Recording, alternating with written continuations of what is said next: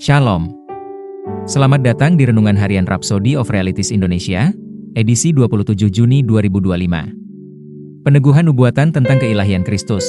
Sebab itu Tuhan sendirilah yang akan memberikan kepadamu suatu pertanda. Sesungguhnya, seorang perempuan muda mengandung dan akan melahirkan seorang anak laki-laki, dan ia akan menamakan dia Immanuel. Yesaya 7 ayat 14.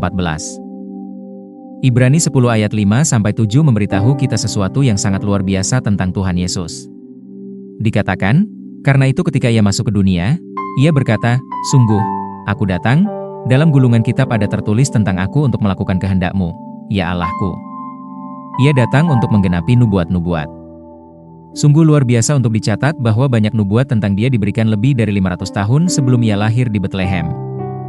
Meskipun rentang waktunya panjang dan banyaknya nabi yang menyampaikan kata-kata nubuat ini, hanya Tuhan Yesus yang menggenapi nubuat-nubuat ini. Mustahil bagi satu orang untuk menggenapi begitu banyak nubuat yang terperinci dan luar biasa kecuali dia benar-benar pribadi yang dinubuatkan. Misalnya, nubuat-nubuat mengenai kelahiran dari perawan, Yesaya 7 ayat 14 menyatakan, "Sebab itu Tuhan sendirilah yang akan memberikan kepadamu suatu pertanda. Sesungguhnya, seorang perempuan muda mengandung dan akan melahirkan seorang anak laki-laki, dan ia akan menamakan dia Immanuel."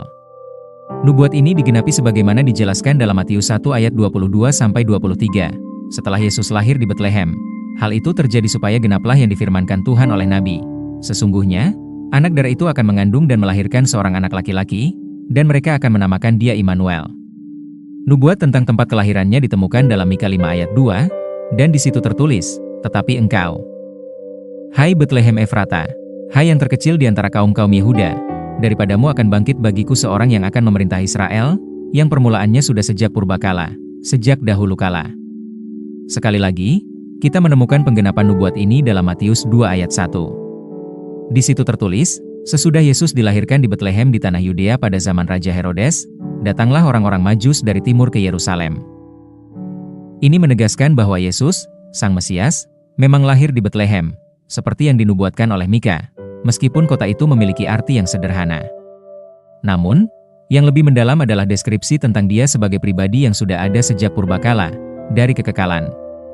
Ini dengan jelas berbicara tentang sifat ilahinya, dia sudah ada sebelum waktu dimulai. Yesus lahir persis seperti yang dinubuatkan para nabi, di Bethlehem di Yehuda. Tidak ada manusia biasa yang dapat digambarkan sebagai seseorang yang berasal dari kekekalan.